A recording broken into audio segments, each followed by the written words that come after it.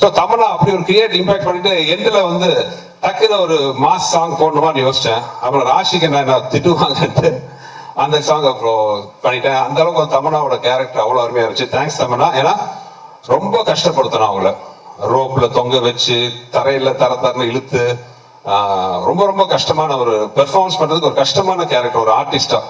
ஏன்னா ஹீரோயினா பாத்தீங்கன்னா அவங்களுக்கு ஒரு நல்ல கம்ஃபர்ட் ஜோன்ல இருப்பாங்க நடிக்க வைக்கிறது எல்லாமே. இந்த படத்துல கம்ஃபர்ட் ஜோனே கிடையாது. நோ மேக்கப், ஃபுல்லா ஆக்ஷனு. அவங்க வந்து நின்னாலே ரோப்போட ரெடியா ஃபைட்டர்ஸ் நிற்பாங்க. எங்கேயுமே ஒரு இடத்துல அவங்க மொதல் சுழிச்சிருந்தா கூட நாங்களாம் அப்செட் ஆயிருப்போம். அப்படி இல்லாம அவ்வளவு இன்ட்ரெஸ்ட் எடுத்து பண்ணி இந்த கேரக்டருக்கு வந்து உயிர் கொடுத்துருக்காங்க. Thanks Tamannaah. Hands off. And Raashi Khanna என்னன்னா ரொம்ப நான் ஆர்டிஸ்டோட ஒர்க் பண்ணும்போது ஃபர்ஸ்ட் நான் பார்க்கறது என்னோட கம்ஃபர்ட் ஜோன். ஏன்னா நான் ஒரு கொஞ்சம் கிறுக்குத்தனமா சினிமா எடுப்பேன். ஒரு படம் ஆர்டர்ல இருக்காது. ஆர்டிஸ்ட் என்ன சீன் எடுக்க போறது வந்து நான் ஒரு வெவ்வேறு ஆர்டர் எடுப்பேன். ஒரு 8வது ஷாட் ஃபர்ஸ்ட் எடுப்பேன், அப்புறம் 12வது ஷாட் எடுப்பேன், அந்த மாதிரி எடுப்பேன். அப்போ நடிக்கிற ஆடியன்ஸ்க்கு ஒரு சின்ன டவுட் வரும், இவன் என்ன ஒழுங்கா தான் எடுக்கிறானா, விஷயம் தெரிஞ்சு தான் எடுக்கிறானா, அந்த மாதிரிலாம் கன்ஃபியூஷன் வரும். ஸோ அந்த ஆர்டிஸ்டுக்கு என் மேல நம்பிக்கை வரணும், டைரக்டர்ஸ் மேல நம்பிக்கை வரணும். இவன் என்ன எடுத்தாலும் இவன் சொன்னதை பண்ணா போதும், கரெக்டா பண்ணுவாங்கிற நம்பிக்கை வந்துடும். அந்த மாதிரி ஆர்டிஸ்டோட ஒர்க் பண்ணும்போது அந்த கம்ஃபர்ட் ஜோனுக்கு எனக்கு இருக்கும். அந்த வகையில ராஷிகண்ணா வந்து எனக்கு ரொம்ப ரொம்ப கம்ஃபர்டபுளான ஆர்டிஸ்ட். அவங்க லைக் தமன்னா மாதிரி ராஷிகண்ணா. முக்கியமா ஆஸ் அ ப்ரொடியூசர் டைரக்டரா நான் சொல்றது என்னன்னா, ஃபர்ஸ்ட் பாக்குறது கேரக்டர் கரெக்டா இருக்கணும். Second comfortability. அவங்களுக்கு நம்ம மேல நம்பிக்கை வரணும். நம்ம சொல்றது அவங்க நல்லா ரிசல்ட் கொடுப்பாங்க. அவங்களுக்கு நம்ம மேல நம்பிக்கை வரணும், நமக்கு அவங்க மேல நம்பிக்கை வரணும். ஸோ அந்த கம்ஃபர்ட் ஜோன் வந்து ராஷிகண்ணா ரொம்ப சூப்பரா கொடுத்தாங்க. அன்பார்ச்சுனேட்லி இன்னொரு இன்ட்ரெஸ்டிங்கான சாங் ராஷிகண்ணா ஷூட் பண்ண வேண்டியதா இருந்துச்சு. பட் அந்த சுச்சுவேஷனுக்கு வேணாலும் முதல்ல ஆதியே ஃபீல் பண்ணாரு, அதனால பண்ணல. Sorry Raashi, not using other song. Thanks for you. அதுக்கப்புறம் அரண்மனையில் எனக்கு இருக்கிற பெரிய சவால் என்னன்னு பார்த்தீங்கன்னா காமெடி.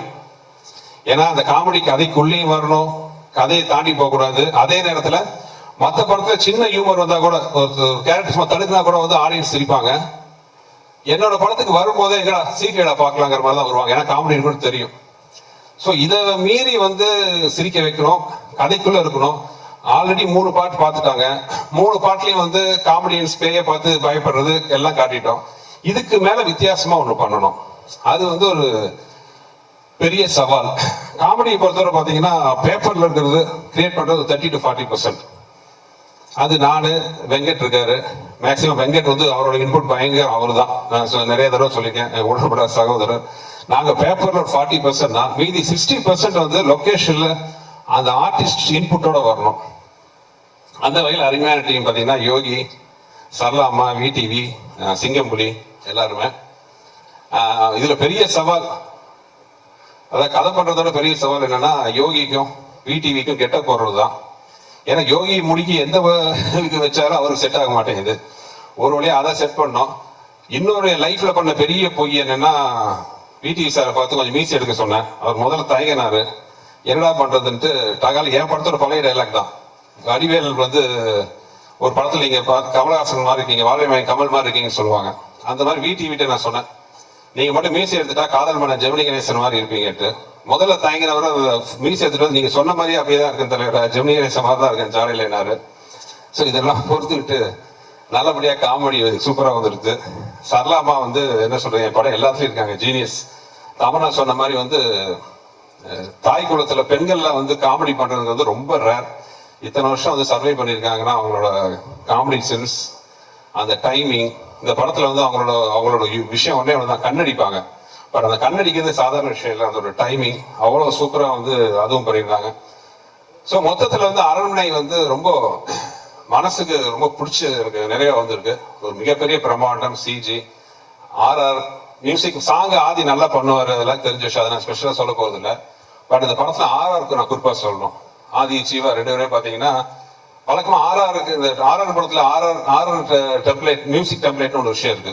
அந்த ஸ்கேரி மூமெண்ட்ஸ், ஜம்ப் ஸ்கேருக்கு வந்து அங்க பேங்க் கொடுக்கறது, அந்த மாதிரி எல்லாம் இல்லாமல் ஒரு ஆர்ஆர்ல வேற மாதிரி அவங்க பிளான் பண்ணியிருக்காங்க. பிரமாதமா ரிசல்ட்டா வந்திருக்கு.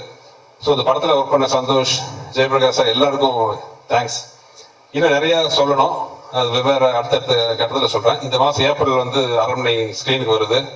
ஸோ உங்களுக்கு எல்லாம் பிடிக்கும் நம்புறேன், எல்லாம் பார்த்து ரசிச்சு ஆதரவு கொடுங்க. அப்புறம் கடைசியாக சொல்லலைன்னா கோச்சிக்குவாங்க. எனக்கு பேக்ரவுண்ட் சப்போர்ட்டாக இருக்கிற என் ஒய்ஃப் அப்புறம் என் தயாரிப்பாளர் அருண் சாருக்கும் ஏசி சண்முக சாருக்கும் பேக்ரவுண்டா அவங்களை என்னடிக்கும் சந்தோஷமா வச்சிருக்கிற மகாலட்சுமி மேடம் உட்காந்துருக்கிற லலிதா மேடம் எல்லாருக்கும் நன்றி கூறி விடைபெற்றுக் கொள்கிறேன். தேங்க்யூ. செய்திகளை உண்மைத்தன்மையுடன் உடனுக்குடன் தெரிந்து கொள்ள தி கிரேட் இந்தியா நியூஸ் சேனலுக்கு சப்ஸ்கிரைப் செய்து எங்களுடன் இணைந்திருங்கள் எப்போதும்.